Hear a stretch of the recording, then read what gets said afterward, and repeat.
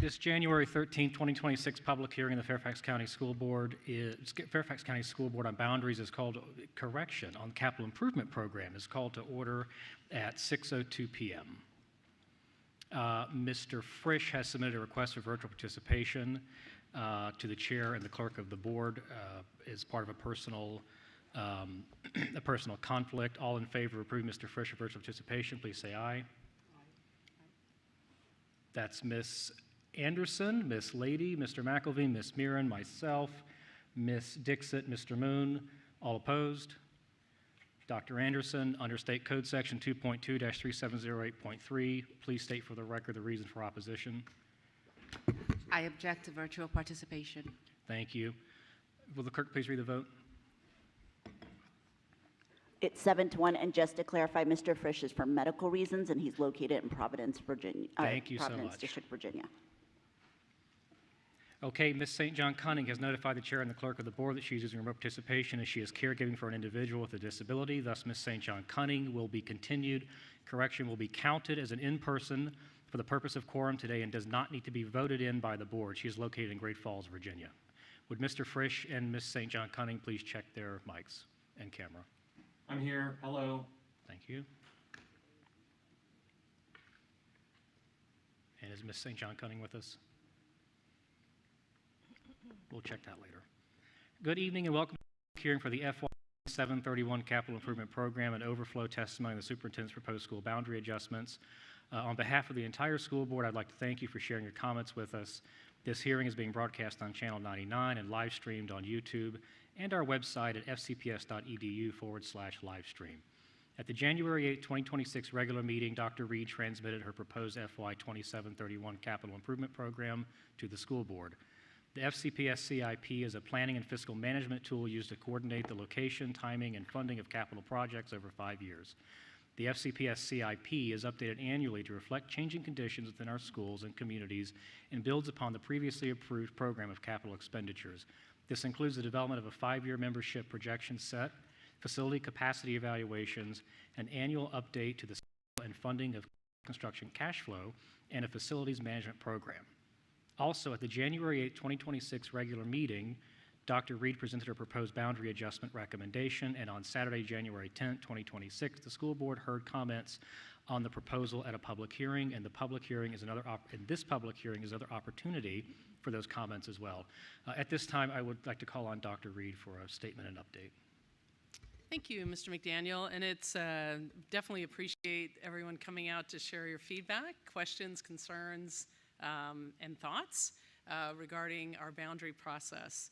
And we did on Saturday, the board and I and staff listened to a number of comments and have had the opportunity to go back and look at numbers and make sure that we're being thoughtful as we close out this really historic process for Fairfax County Public Schools.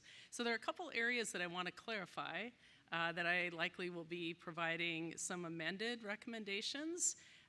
Of course, this evening we still have yet to hear from community members, so these aren't final, but these are, Mr. McDaniel, my thoughts to date in conversations with board members as well as staff. So first of all, I want to just address a couple areas.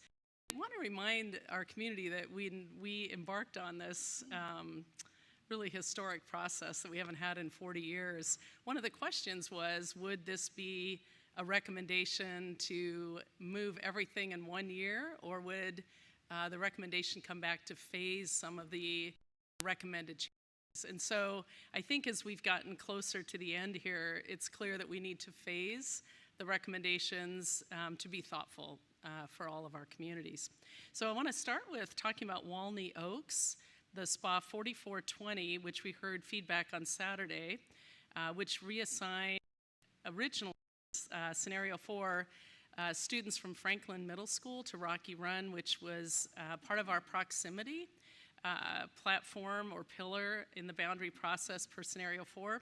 And we had green lighted that, which was accurate from community members who spoke, but it had gotten swept up in the pause for the Western High School. So in looking at it with staff over the weekend and again yesterday afternoon, we feel like we can move forward with that adjustment for the fall of 26 and not risk moving students twice. And that was the concern about why it had been paused. So we appreciate the patience and the grace from our SPA 4420 neighbors, but we think we can move forward with that at this time. There's also an area, I want to flag a couple other notes. At this time, we're also running numbers on the Cardinal Forest Keene Mill question.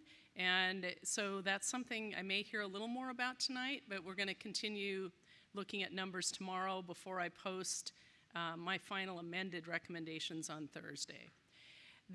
Another area that I want to flag for a January 27 recommendation, which means we want to take really a full year to be thoughtful about this, is our Rolling Valley spot, 8922, where we still have a split feeder in that particular area, but we really, I think staff want to go out and engage with that neighborhood prior to making recommendations to the board in January of 2027.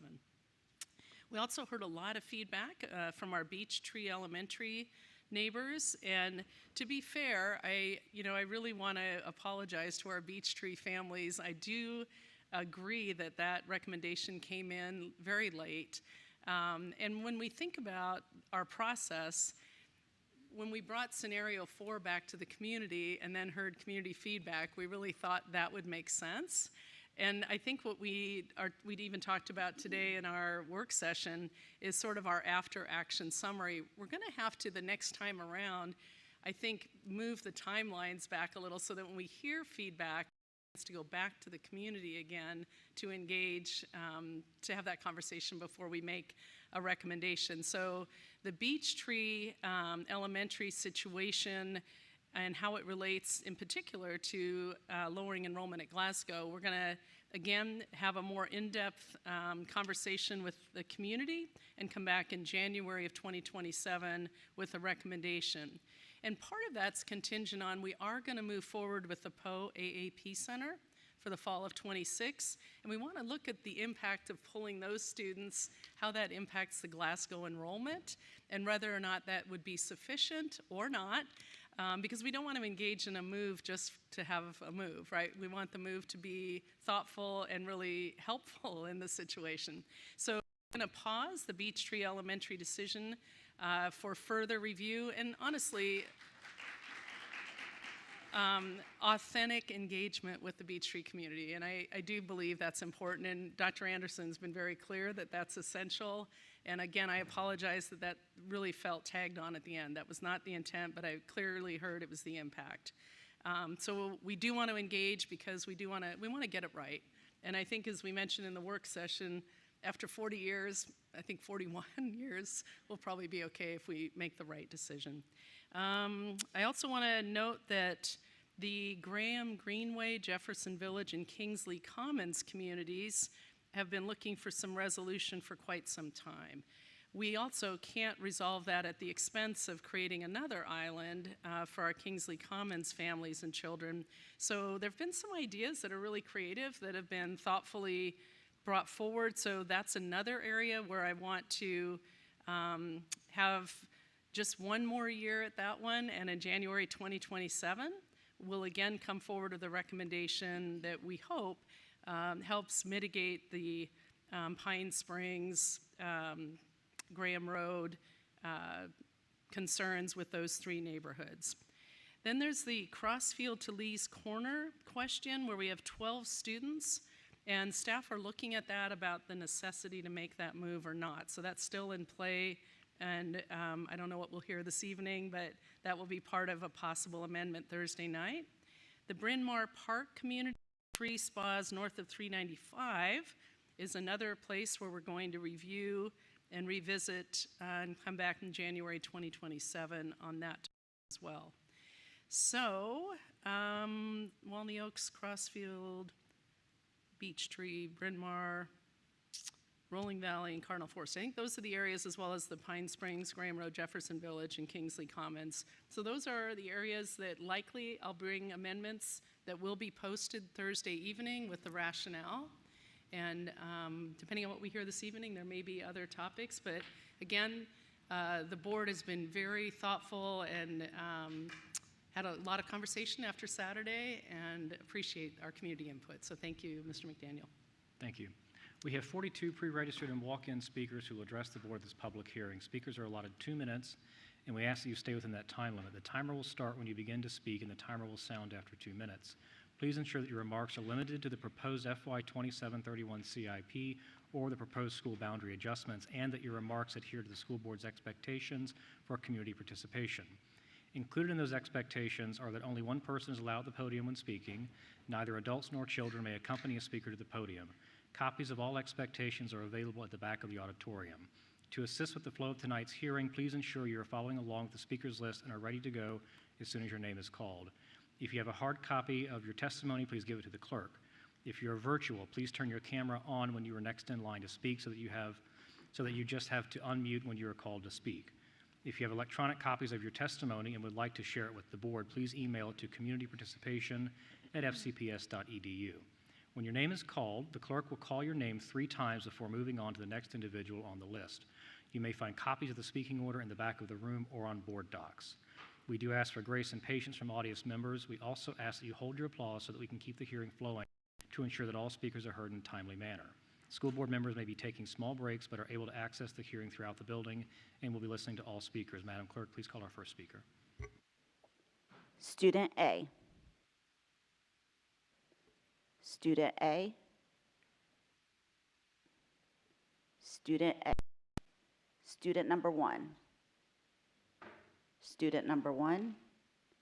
Student number 1. Student number 2. Student number 2. Student number 2. Odessa Jansen.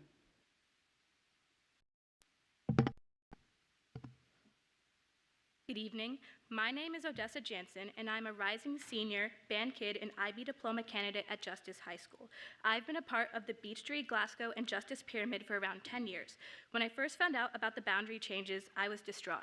What would happen to my education? The IB diploma process has been extremely exhausting, and when I found out that I was suddenly going to be zoned for Falls Church High School, a school with no IB program, I was furious. All my hard work, the hours of tears and frustration put into my extended essay, a 4,000-word research essay, and other IB classes would all be for nothing. My entire college plan would be thrown off track. Almost all my classes are 2-year courses, courses that I have already put hours of notes and focus into, hours of struggle and frustration into exams I'm only taking my senior year. To be an IB learner, you are supposed to be caring, open-minded, balanced, and reflective. I've learned these traits not only from my community and family, but through band. I started band in 5th grade and never stopped after that. I play the clarinet, and playing an instrument teaches you to be a risk-taker, an inquirer, and a thinker. I'm now a part of the Justice High School Wind Ensemble, the best concert band in the whole state, and the marching band. I'm also the 7th best clarinet player in District 10 and have an all-state audition. None of which would be possible if it weren't for Mr. Sherrick at Glasgow Middle School and Mr. Thomas at Justice High School. I'm a part of marching band leadership. My summer ends on July 28th to start making plans to welcome new marchers. The Justice Marching Band has taught me patience, discipline, leadership, and honesty. When teaching a new marcher to march, you have to be firm, correct mistakes, and at times be their teacher rather than their classmate. If I go to Falls Church, you are taking away my opportunities to grow and learn as a mentor and taking me away from my support system of like-minded people and from musical opportunities that being a part of a high-level band can give me. The IB diploma isn't just a piece of paper, it's a door of opportunities waiting to be opened by education-driven students like me. Empathy, sympathy, honesty. As an IB learner, this is what our TOK classes push us to learn, and I would advise you to learn the same. Listen to your students, not your statistics. Thank you.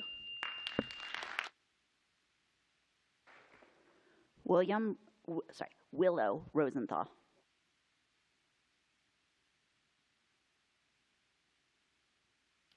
Hello, my name is Willow Rosenthal, and I'm currently a junior at Justice High School in the IB program. I'm a captain of the field hockey team, a varsity lacrosse player. I'm also in National Honor Society and Science Honor Society. I'm invested in justice in its community. Last week I was told by my parents about the boundary changes, which included me going to Falls Church High School. How could this even be a scenario for you to propose without talking to my parents or the kids who this will impact? Dr. Reed, one of your key policies is equitable program access. If I'm removed from my IB program to go to an AP school, how's that equitable? How is this remotely fair for a junior who's getting ready to apply to college? This is the last thing that I and my fellow students need to be worrying about right now. My younger sister will also be impacted by this decision. She is currently in 8th grade at Glasgow, and all she talks about is playing lacrosse with me next year at Justice. Just like me, my sister's friends are kids that she has known since elementary school. Pulling us away from all of our friends to attend another high school would be devastating. We can all agree that the middle school and high school years are hard on social and emotional well-being. Splitting up friendships and supportive communities and systems are problematic. How will you be able to solve that in your plan? You simply can't. I'm proud to attend and want to graduate from Justice in 2027. I want to see my sister in the hallways at Justice and be her teammate. Please don't take that away from me. Reconsider your decision making. I know this isn't an easy process, but you have to think through all the consequences of your actions. We aren't just lines on a map. We are kids and families who just want to go to school, the right school. Thank you.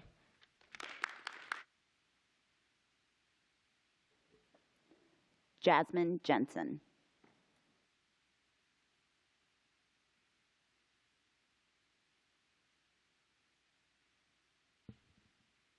Hi, my name is Jasmine Jansen. I'm a rising 8th grader at Glasgow Middle School, and what I don't get are these boundary rules, because I'm an IB student and I have been for 7 years. And if I go to Poe Middle School, that will disrupt my learning because non-IB schools do it differently than IB schools. And there will be a lot of opportunities I will miss if I don't do the IB diploma, like scholarships and good jobs. Why do you only care about the data points and not students' education? Like, I guess it's better for you, but it's not for people in Beach Street, Glasgow, Justice Pyramid. One thing that I hate about this new rule is that if I go to Poe, then all my friendships might end. And I have lost friends before, but if I lose these ones, I'll be distraught and my friends will be too. Like, what am I supposed to say? Because it's not my fault that I might be changing schools. Not only that, but I will lose my chances in cool stuff. Like, I'm in band and I love my band teacher and I don't want to lose that experience. But another thing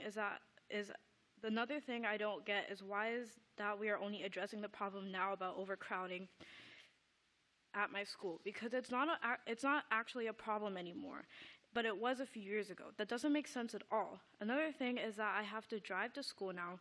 Some days it will be impossible for me to be picked up because my parents just can't pause their work because it's important to. These are my reasons why I think this rule is bad. Thank you for listening. Caroline Allison.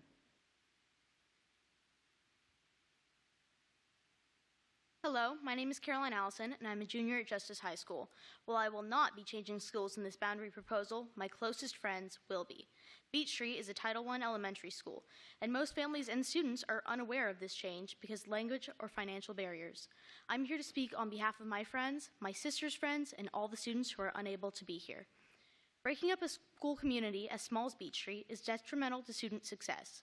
While we've all made other friends and widened our circles, our closest relationships are with our Beach Street friends. We survived COVID together with drive-by birthday parties and Zoom lunches, only to be torn apart now by a boundary change. The kids in grades behind us will lose their closest relationships even sooner, right when they need them most on their way to middle school. For the kids in middle and high school who are affected by this change now, it's not simply a matter of having a waiver approved or not. They'll have to figure out transportation to stay at school, and to add to the injustice, the students who have a waiver under Virginia law are considered transfer students and will be ineligible to participate in sports for a year. This boundary proposal is going to make students choose between the sports they've been playing for years with the opportunity for college scholarships and being able to get to school easy, or going to school with their friends. My best friend and I have been on the rowing team together our entire high school career. Falls Church High School, where she would be rezoned to, doesn't even offer rowing, so no matter what she does, it seems she'll have to give up her dream to go D1, which doesn't sound fair and equitable to me. You've gotten a lot of public comment from many people around the county, but please note how not a single one of our parents so much as mentioned property values changing or how difficult it would be to sell their house. We're asking to be kept in a Title I school for the community and connections, not for financial reasons. I understand that this is a complex process and someone will be unhappy, but I don't understand why a school as small as Beach Street has to be split at all, much less double split, if the goal is to eliminate split feeders and strengthen peer continuity. Thank you. Lorelei for real.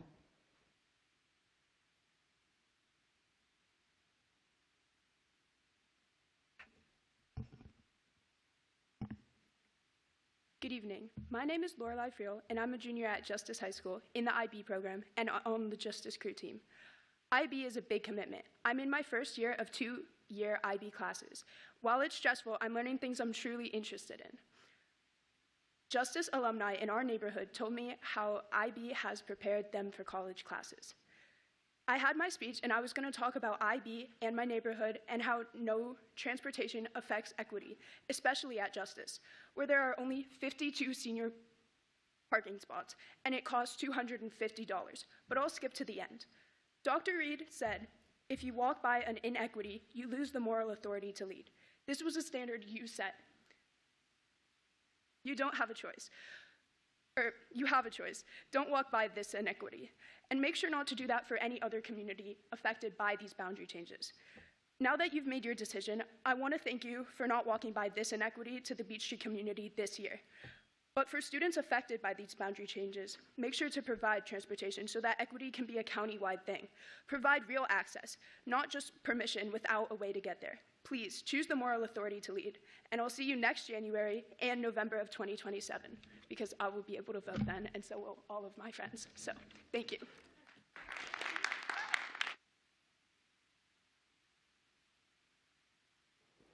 Stephanie Jenkins DaCosta. Stephanie Jenkins DaCosta. Stephanie Jenkins DaCosta. Kimberly Adams.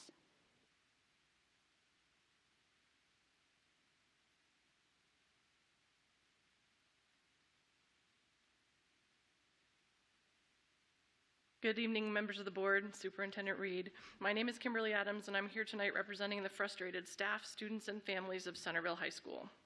We are not asking for a new project, we are asking for a finished one.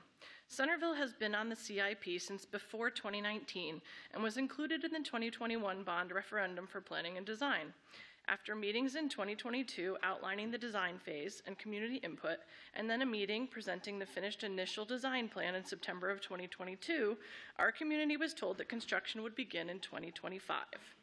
However, our school was not on the 2023 bond for construction, and several design phases were not done in conjunction with the community during 2023 and 2024 as the timeline outlined.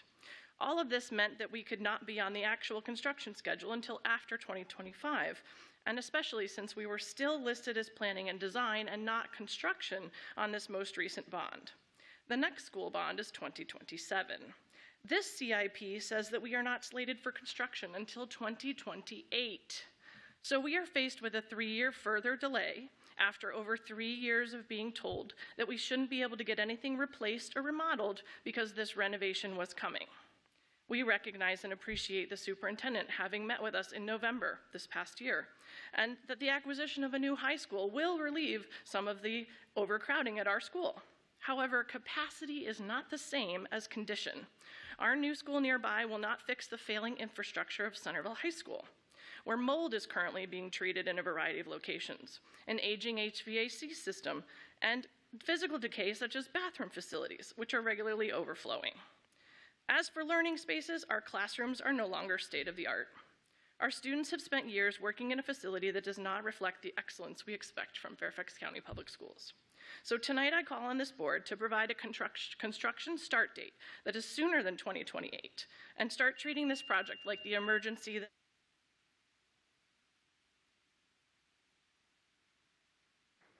Louise Epstein. Louise Epstein. Louise Epstein. Uttam Karkai. Uttam Karkai. Uttam Karkai. Patty Karshner. Patty Karshner. Patty Karshner. Amy Schatz. Amy Schatz. Amy Schatz. Tatiana Gregory. Good evening. My name is Tatiana Gregory, and I have 2 students that are in Glasgow currently, and they're both in advanced academic program in IB school. And next And if this boundary accepted, they will have to go to homes that doesn't have the full AP program. That will disrupt their like that's their plans. Like my son wants to go to Jefferson High School, and he's taking the classes and he's taking all AAP classes that he needs to take in order to apply there. So that will completely disrupt his plans. Thank you for listening.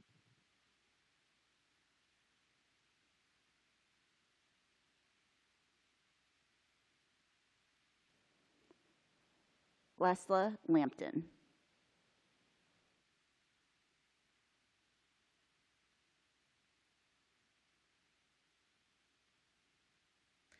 Good evening. My name is Lesha Lampton, and I'm here tonight to voice my opposition to the boundary recommendations for Justice, Annandale, and Falls Church High School. While this process was framed as a path toward equity, the data suggests we are simply shifting overcrowding from one overburdened school to another without proper regard for the academic stability of our most vulnerable students. I spent time over the past few days reviewing the proposed maps, and I couldn't ignore the disconcerting message being sent by these recommendations. With these proposed changes, 6 schools will now be over 100% capacity. 5 of these changes alleviate overcrowding at neighboring schools. That is not the case for Falls Church High School. After looking through the school profiles, I cannot help but assume that our diverse, vulnerable community is being taken advantage of. In early iterations of this boundary plan, other neighborhoods were recommended to move to Falls Church High School, but because of overwhelming neighborhood blowbacks and some rather nasty comments about our school, those changes were reversed. This final boundary solution feels like a change made to pacify those previous dissenters with the presumption that this community will not fight back. The current proposal no longer addresses the original premise of the boundary review process, namely to eliminate split feeders and overcrowding. The plan to move 101 students from Justice to Falls Church and another 60 to Annandale High School is a prime example of failing logic. Falls Church is already operating at a 109% capacity, and this proposed shift will drive it to a staggering 114%, the highest in the county. How can we justify cramming more students into a school where 61% of the student body is already economically disadvantaged? Despite the hard work of the teachers, this is a school where both math and English scores fall below the state average, according to VOD, Virginia Department of Education data. While Falls Church is not considered a Title I school, 5 of the 6 feeder elementary schools are. My time's up. Thank you. I appreciate it.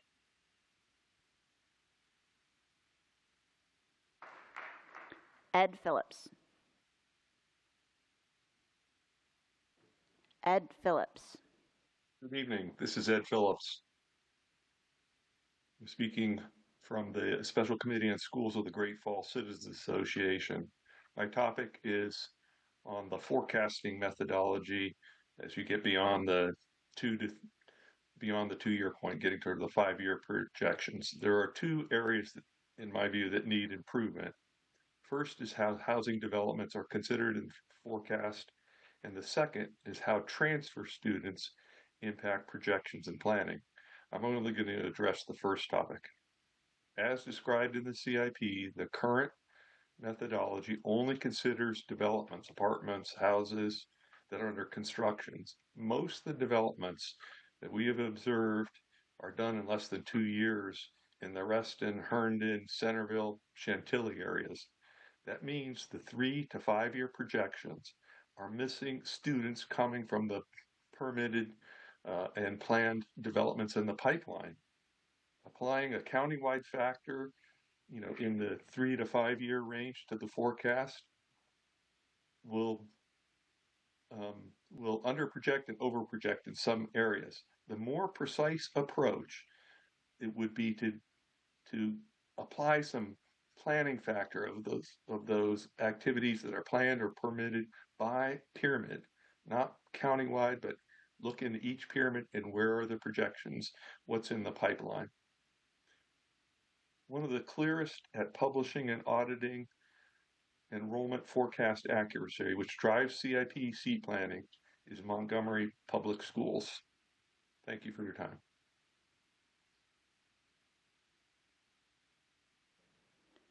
Anna Hita. Anahita. Anahita. Pranav Chowdhury.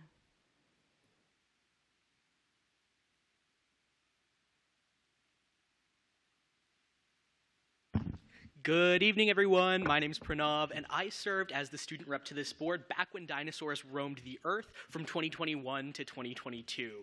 And I am out here tonight to express concern over this CIP's failure to consider these 3 critical pages. At the elementary, middle, and high school level, there's this beautiful page that says capacity utilization without modulars. For example, if you look at the Lewis Pyramid at the elementary school level, Forestdale Elementary School is projected to be at 140% capacity before it's modular.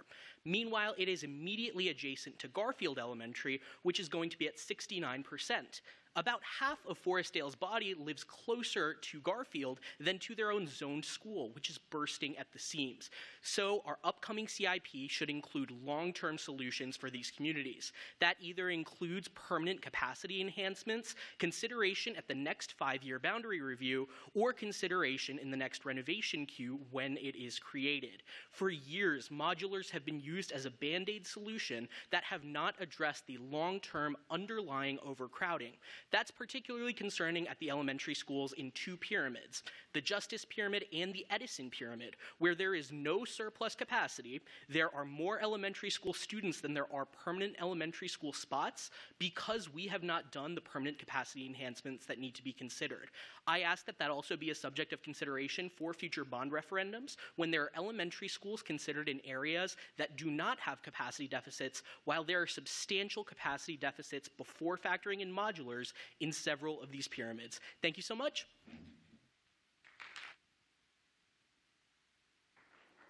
Brigitte Murph.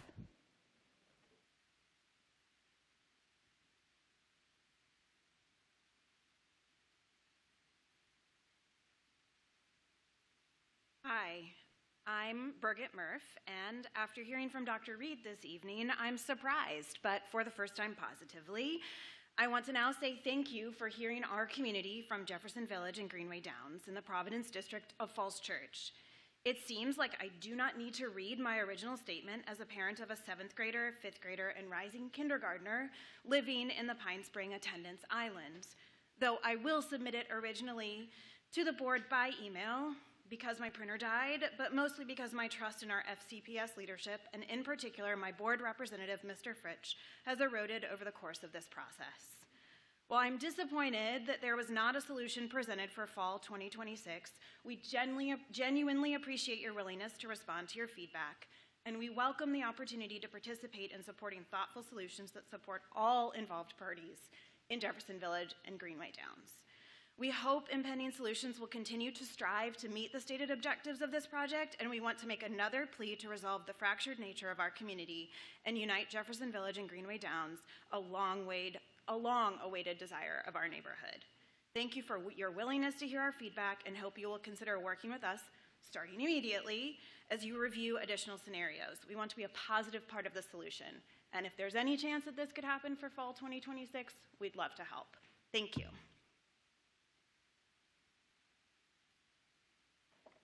Fatima Akram.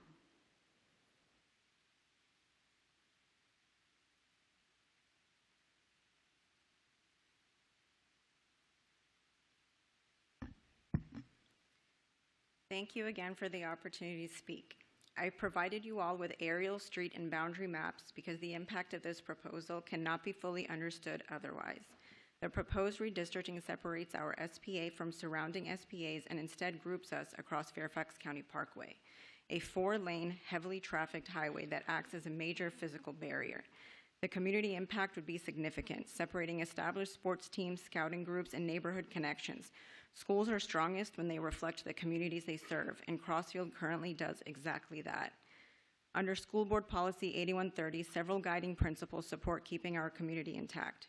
First, process equity. Families were actively engaged throughout this process and reviewed every scenario. We did not speak out because all four preserved community integrity. This final proposal was introduced late and differs substantially from what families had a meaningful opportunity to engage with. Second, proximity and neighborhood integrity. Policy 8130 prioritizes contiguous attendance zones and preserving neighborhood groupings to prevent attendance islands. This proposal does the opposite, separating our SPA from its neighbors and placing it across a major highway. Third, enrollment and capacity. This proposal affects just 12 students and does not meaningfully impact capacity. The split feeder can be eliminated by keeping these students at Crossfield and allowing them to follow a single pathway to Crossfield, Carson, and Oakton.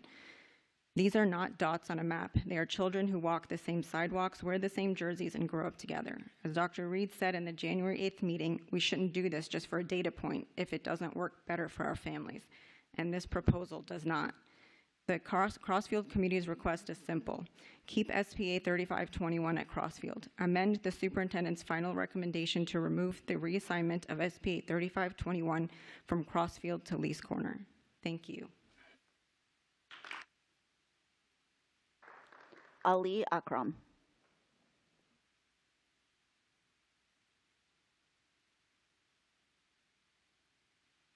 Superintendent Reed, respected board members, my name is Ali Akram, and my journey to this podium actually began in 2016, when our first child was born.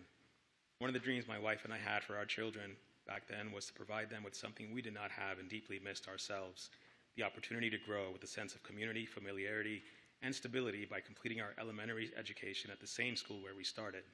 With that in mind, we invested in Fairfax County, fully expecting our children to grow with their wonderful neighbors. I'm here tonight from SPA 3521, which is slated to be redirected from Crossfield to Lee's Corner next year. Setting aside the surprising way this change was announced, the shortened timeline for feedback and engagement, as well as the fact that the recommendation does not align with FCPS's own policy 8130, I am appealing to you simply as a parent. My children are in first and third grade, critical years in their development. At this age, stability is key. As educators, you already know that school disruptions in the early years are associated with increased anxiety, behavior challenges, and declines in academic achievement. And as any parent knows, young children depend on predictability and routine, familiar classrooms, trusted teachers, and established friendships that make them feel safe enough to learn, take risks, and grow. This proposal will disrupt that stability and introduce unnecessary emotional and developmental hurdles. I urge and I challenge you to view this as parents and leaders who understand the impacts of these changes on our youth. And the solution is simple. Allow the currently enrolled first to fourth grade students to complete elementary school where they started and continue on with the Carson-Oakton track, just as you have already done for the fifth and sixth graders at SPA 3521. Show us that this board values child development and the long-term well-being of its students, and that it strives to follow its own guidelines set forth in the aforementioned policy.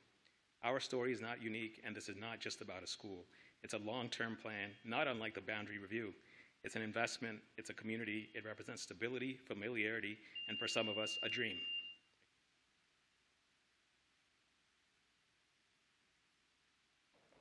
Anna Ricklin.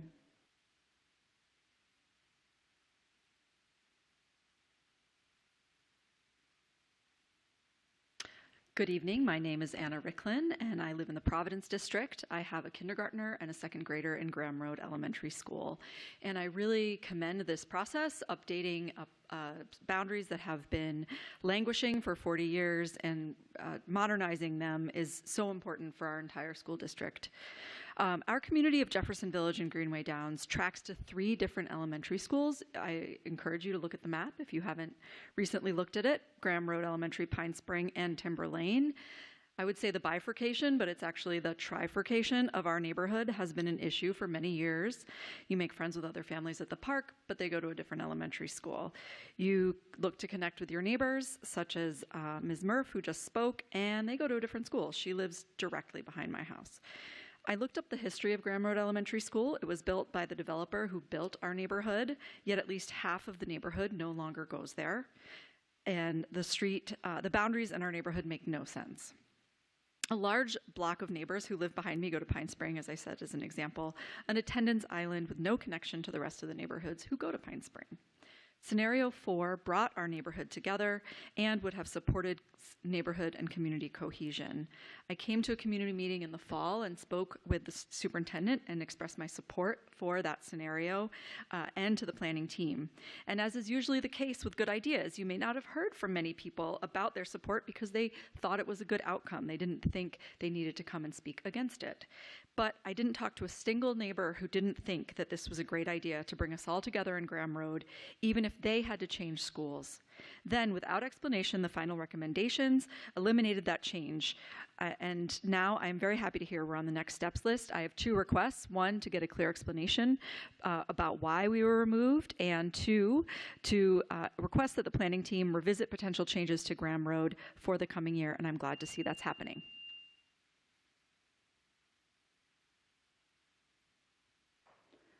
Riley DeLand.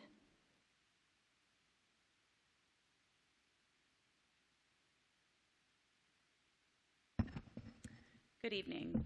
I am the parent of a current and future student in the Jefferson Village Greenway Downs neighborhood. I'm here tonight because I am disappointed, not only in the proposal before you, but in how this unfolded in the last hour. For over a year, families were told this boundary review would be guided by clear, data-driven goals. Every metric the study was designed to address, our neighborhood should have been a priority. In less than a square mile, our children are assigned to 4 elementary schools operating over capacity.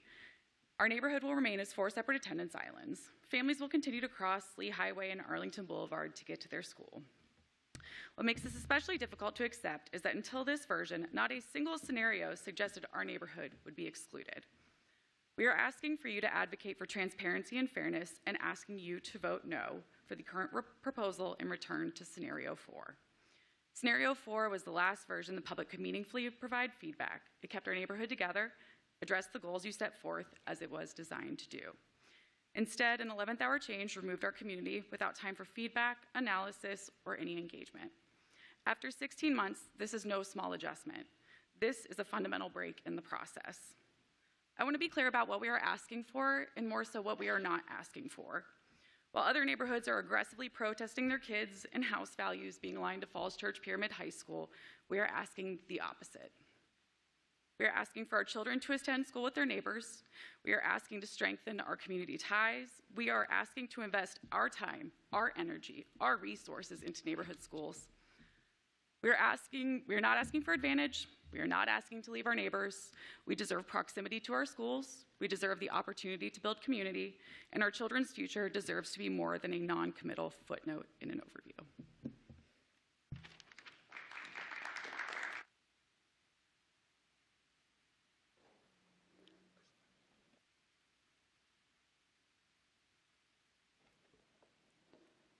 Megan Neforis. Megan Neforis. Megan Neforis.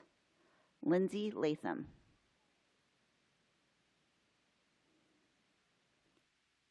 Lindsay Latham. Lindsay Latham. Sivasankar Subraman.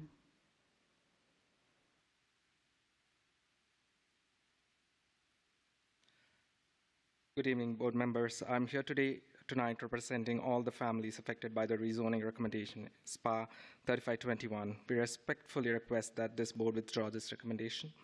The rezoning recommendation affects a group of 12 kids attending the Crossfield Elementary. Crossfield Elementary is not merely a school for our children, it is their second home.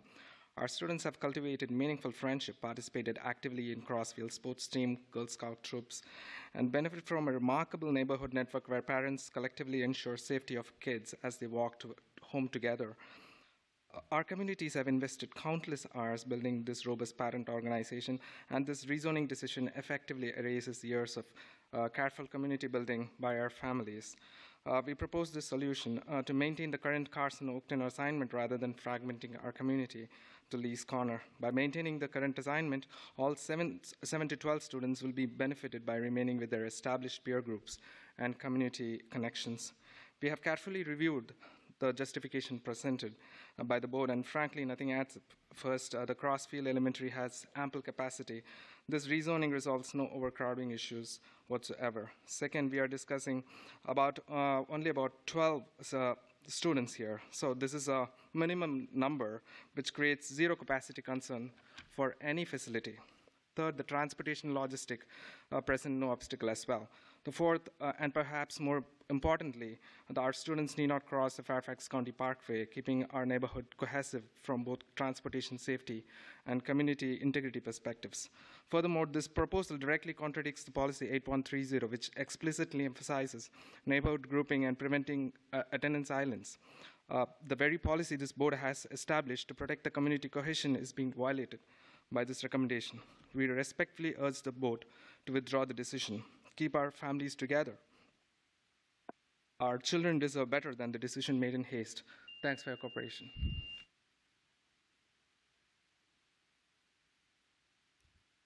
Barbara McBrayer. Barbara McBrayer.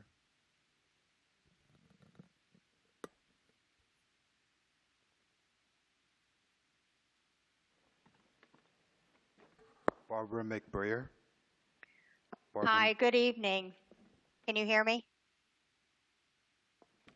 Can you hear me? Yes, you can keep going. Okay. Hi, good evening. Thank you for the opportunity to speak. My name is Barbara McBrayer, and I'm speaking on behalf of Cardinal Forest Condominium Unit Owners Association on behalf of the residents.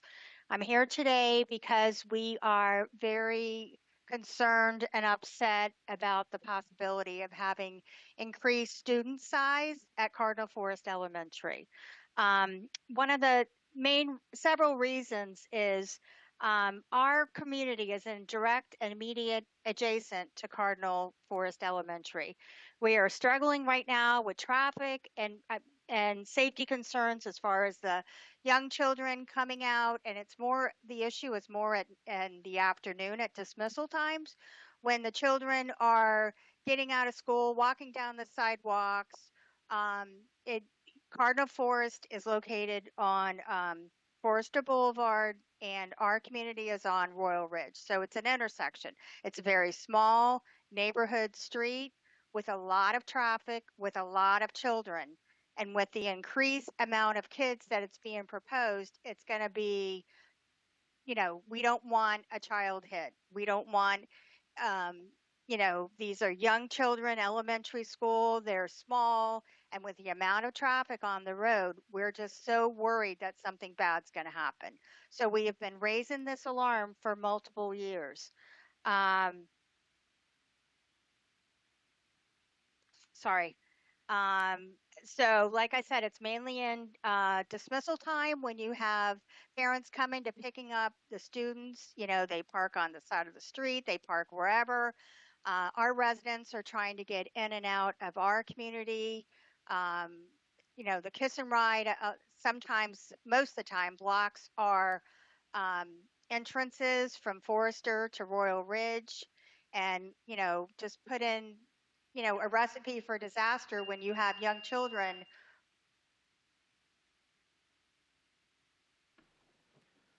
Molly Sullivan. Molly Sullivan. Molly Sullivan. Kellen Pender. Kellen Pender. Kellen Pender. Bolipa Petruma. Bolopolo Petruma. Bolopolo Petruma. Carson Kane.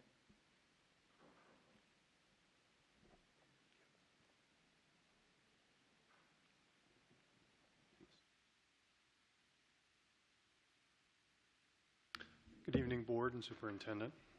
I'm here tonight to reiterate the concerns about Cardinal Forest and being over capacity. Looking at the current proposal, it appears that it's the only elementary school that's going from overcapacity to further overcapacity based on the current numbers. This is a very simple math problem. I understand there's a lot of complexities in these proposals, and not everything can be achieved, but this seems like a particularly big issue when all of the other elementary schools are either shrinking capacity below 100% or already below 100%. Based on the proposed Cardinal Forest, would be better served by not being involved in the very necessary apparent load balancing between Keene Mill Elementary and White Oaks. I'm pleased to hear that the current proposal for Cardinal Forest is under reconsideration. but I would ask the board to turn down any reboundarying for Cardinal Forest that increases its capacity beyond its current excessive load of students. Additionally, I'd like to wait to hear from the board.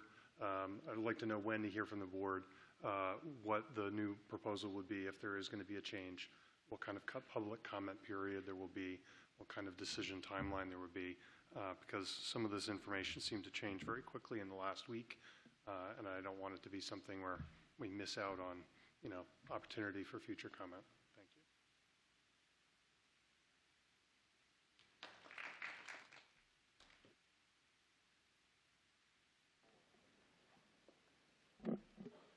you. Michelle Boyd.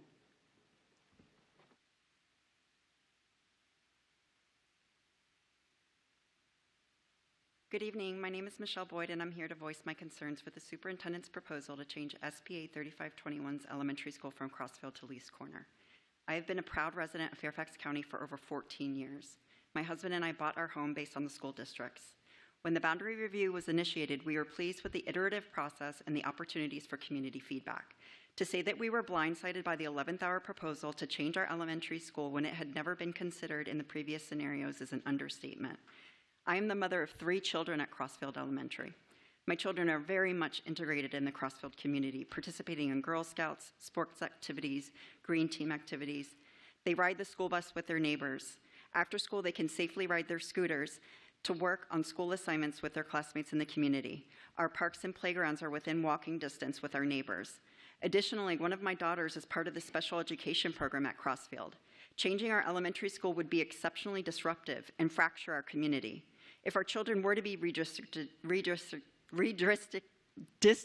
to Lee's Corner, they would be separated by their peers by Fairfax County Parkway instead of being a short walk from their Crossfield peers. I ask for the board to reconsider and allow our children to remain at Crossfield. Along with others in my neighborhood, I would recommend the board adopt one of the earlier proposals, allowing us to continue at Crossfield and feed into the pyramid of Rachel Carson Middle School and Oakton High School to eliminate a split feeder and maintain community cohesion. This recommendation does not impact transportation and will not significantly affect the student population at any of these pyramid schools. Considering the small size of our SPA, this is an easy decision that will genuinely have a valuable impact on our neighborhood and our children. Thank you.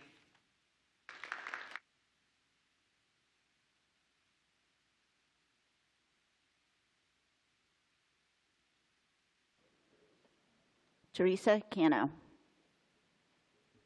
Hi, my name is Teresa Cano, and I'm a mom of a child at Glasgow and a child at Justice who both went to Belvedere Elementary School, and we have formed very strong family relationships through the years. I was also the PTA president for Belvedere for 2 years running and have learned a lot about how the Justice Pyramid runs. The new scenario, which was brought up on January 7th, violates both Virginia Code and FCPS policies. Specifically, the last zone was added without any community engagement, and there were no meetings that involved the schools within the Justice Pyramid. The changes specifically affect the neighborhoods right behind Belvedere Elementary School, and in fact, the new plan also has Belvedere in the new Holmes-Annandale change. FCS policy it violates is that you're now forming an attendance island within a community that has been within the Belvedere chain and a neighborhood that will be split. One goal of the rezoning is to help eliminate splitter schools. Belvedere was not a splitter school, and now under new scenario 4, it will become one. Now, a specific zone, 3 zones will now go to Holmes and Annandale. This not only breaks up a neighborhood, but also sends students from an AAP center to a non-AAP middle school. Holmes is not an AAP middle school, and that's where the children from the AAP center will be sent. It also breaks up an IB pyramid. Belvedere, Glasgow, and Justice is one of 2 IB pyramids within Fairfax County, and now that pyramid will be split. A coherent pyramid creates less transition shock, higher expectations, and a sense of belonging. The IB continuum ensures access for multilingual learners, students from low-income families, and first-generation college-bound students. This population is the foundation of our amazing Title I Justice High School, and this will be disrupted. Lastly, I would like to talk about capacity.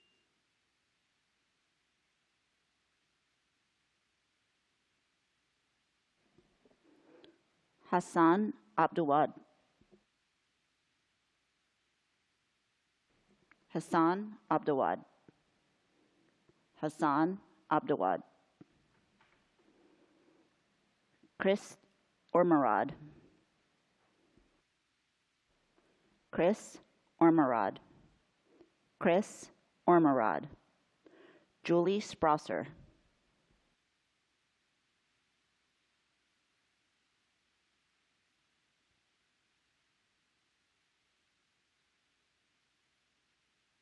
Good evening, Superintendent Reed, members of the board. Thank you so much for hearing my testimony today. First, from my heart, thank you for listening to the Beech Tree community and reconsidering how this proposal might end up. I am here as a concerned parent of a fifth grader and a member of the Beech Tree Elementary community. For the past 2 years, I have followed this process, attended meetings, and provided feedback in good faith, believing this process was transparent and valued community input. In that time, the county explored solutions, but never proposed splitting Beech Tree community into different feeder patterns. That option seemed to appear suddenly and before the holidays with little time for families to respond, unlike other communities that had months to weigh in. This lack of transparency is especially troubling, especially as it creates an attendance island contrary to county priorities. Beech Tree is a small, close-knit school, just 2 fifth-grade classes who began elementary school during COVID together. My daughter had to work to rebuild community socially and emotionally, and these kids have grown up together through sports, scouts, neighborhood life. Splitting them apart now fractures a community that took years to build and creates ample and unnecessary anxiety as they start a new chapter in middle school. Timing feels really disruptive. Students have been planning all year for Glasgow, and just this month met with school representatives, selected their 6th grade electives, have been talking to older friends about the school clubs, the theater program, band, their electives, their activities, and changing course now midway through the school year is just not fair to the students or families in the process they go through to get ready for middle school. There's also a serious concern people have mentioned about AAP. Glasgow is a long-established AAP center with a mature program that strengthened over time. Beech Tree's AAP students would be part of an inaugural class of a new and untested program. I respectfully urge the board to reconsider the proposal, provide equitable and transparent opportunities for community feedback, and keep the Beech Tree community together in the Justice High School pyramid. Thank you.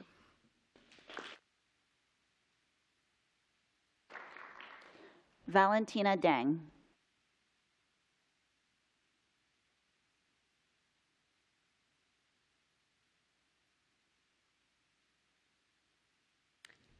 Hi, my name is Valentina Dang. I'm speaking about Fair Hill Elementary School, which is currently zoned for Falls Church High School. If you were to look at a boundary map, you would see what Falls Church High School looks like. You'd see that it looks kind of like the state of Oklahoma. There's a blob in the center, and then there's an arm that sticks out. Fair Hill Elementary School is in that sticking out arm. I'm coming to speak to you guys today because we're requesting to have us move to one of the 3 high schools that is closer to our elementary school. There are 3 high schools that are closer to ours. People that are in Fair Hill, some people could drive as much as 25 minutes in rush hour traffic to get to Falls Church High School. In addition, our community is in Vienna. It's not in Falls Church. When my kids go to activities, it's always in Vienna. So when they go to soccer, they go to Vienna Youth Soccer. I don't even know the name of the Falls Church Youth Soccer League. Maybe that's the name of it. When my kids go to the pool, they go to the Vienna pool. And so when they go to these activities, they are always sort of on the outside because these kids see each other every day at school. My kids only see the soccer kids during soccer season. Then they're on the outside, they're on the fringes. Same thing with the pool. They see each other during pool season. They get close to each other, and then they don't see them all year. They get kicked out again. So that's the second reason. First of all, shorter commute. Second of all, our community is Vienna.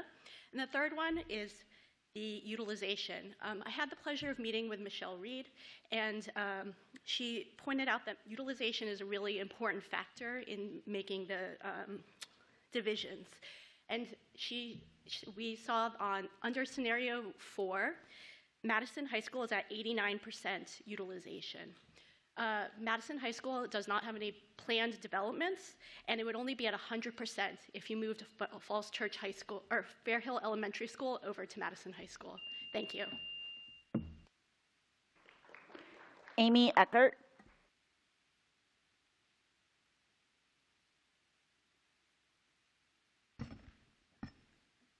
Good evening. I'm here to ask you guys as the school board members to vote in favor of the superintendent's recommendations to review in the future the boundary decision for the Gunston, Halley, Laurel Hill, and Lorton Station Elementary School neighborhoods. As you know, the consulting firm that was hired to do the boundary review recommended Gunston Elementary School as the school to resolve the Hagel Circle attendance island. But then due to community voices, FCPS proposed to change that to Lorton Station Elementary School. I know that Lorton Station Elementary School would welcome those students from Hagel Circle, but at what it cost. Please take the time to review the data. Look at the time on the bus, not just the travel distance. Compare the class sizes. Examine how the needs of the students and how the schools use their facilities to include how many students require math and reading intervention, as well as multilingual and special education small groups. Please do your due diligence to ensure that the education and learning environment of the students from Hagel Circle and the receiving schools are not compromised. Let the facts and the data support the decision, not just the louder voices. The students from the quieter communities with less resources deserve the best too. They deserve equitable access to excellence and opportunities in alignment with the FCPS 2023-2030 strategic plan. Thank you. Rebecca Herrera. Hi, I'm speaking. I spoke on Saturday, but I'm going to speak for my daughter, and I'm tacking on what everyone has said between like middle school and high school. I'm asking you to please keep the kids in middle school and high school together, as they already have, especially high school, which is my daughter's a rising ninth grader, to keep Catherine Johnson Middle School going into Fairfax High instead of splitting them between Oakton, Chantilly High, and Fairfax, because you're splitting all the kids in 3 different schools. And the kids that will be going into Chantilly is going to be at 106% capacity compared to what you would have in Fairfax High. And also all the kids in that already have their future planned out as mine, you know, with going to dance and band, it will be a disruption as she has played before and has merged from Fairfax High and has been planning to go to Fairfax High. I have a condo in the community where it was Fairfax High, and all of a sudden it's changed in scenario 4 to go to Chantilly. In the prior scenario 1, 2, and 3, there was no change. It was all Catherine Johnson going into Fairfax High, and now it's not. And she's really, my daughter is devastated. I'm devastated. I mean, I don't even know where my daughter's going to go in the fall at this point, because it's constantly changing. And I just want to, you know, keep the kids from Catherine Johnson and the same, you know, going into Fairfax High, because that's what was, you know, scenario 1, 2, and 3, and all of a sudden in 4 it's changed, and it's not sitting well with me or, you know, the peers that she's been, you know, growing up with. And that's all I have to say. I just want to, you know, you guys can hold off on high school, especially with all the changes in high schools, a new high school opening up. I think high school boundary changes should be on hold at least for another year or 2, because there's going to be a lot of changes and we don't know what's going to happen at this point.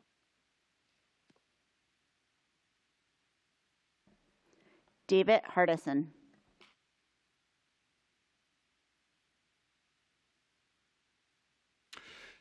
Good evening. I have 5 observations tonight.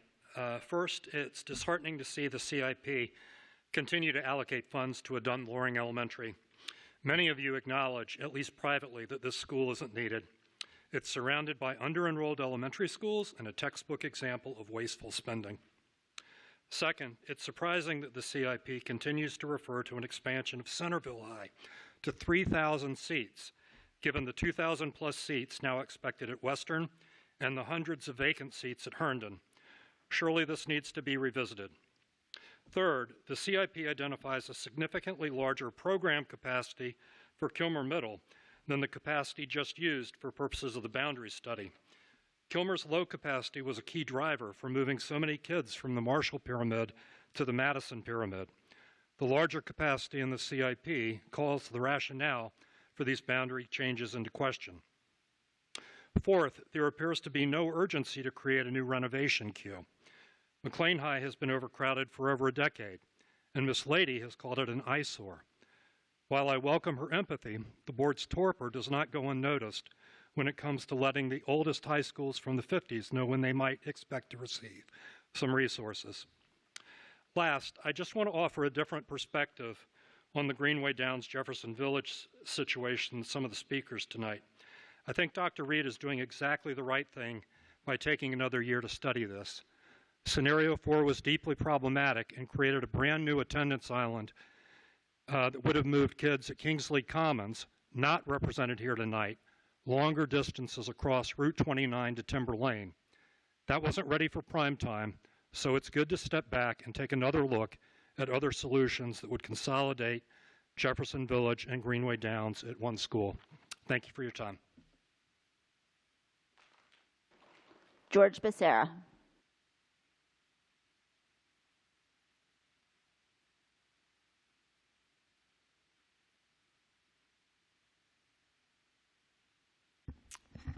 This will be quick. Here to talk about the CIP tonight concerning Centerville High School. First of all, thank you, Dr. Reed, for the invitation I made to you on behalf of the Centerville's PTSA when you came over to Centerville. Twofold, I knew that was going to be a battle. I really don't invite superintendents for CIP at one school, but I knew the politics behind it, so I really appreciate you immediately saying yes. Your counterpart did not, or did say yes, then said no. So that says the message, your character. On top of that, with the Centerville High School and on your joint board facilities committee, whatever it's called, a suggestion. How about bring that as a topic? How about put it on there? If you need the chairs to talk, Chairman McKay and Chair Anderson, put that as a topic on there to have that discussion. And on top of that, also I've always said before here that I know how that Taj Mahal looks at over here. It looks like freshman ball versus varsity ball. Why don't you have some of the meetings at Gatehouse? Why aren't the meetings public? Why wasn't the last one a public meeting where Mr. McDaniel and Ms. Marion, you guys got chewed out? It was very disrespectful by Supervisor Bierman, but nothing said about that. You do need to fight, and it also needs to be in the public so the community does see how some folks act or some certain pockets of our community act, especially our elected officials. To end on the note, Dr. Reed, I know you've been to Centerville 2 or 3 times this year, not on positive notes during the daylight hours. Maybe end the year with staff and telling where you're going with your plan for that school and their work environment, their culture when they come every day. It is atrocious there. I walk those halls a lot because my daughter goes there. If it wasn't for the staff there to give me some amenities to use real facilities, I would not go there. Thank you very much. Mr. McDaniel, that was our last speaker. Thank you for sharing your comments today. The board is scheduled to take action on the superintendent's proposed school boundary adjustments at our regular meeting on Thursday, January 22nd, 2026, and is scheduled to take action on the FY 2731 CIP at our regular meeting on February 12th, 2026. If you wish to provide any feedback to the board before this vote or to submit written copies of your testimony provided today, please do so by sending your comments to communityparticipation@fcps.edu. Thank you for your participation and have a nice day. This public hearing of the Fairfax County School Board is adjourned as of 7:10 p.m.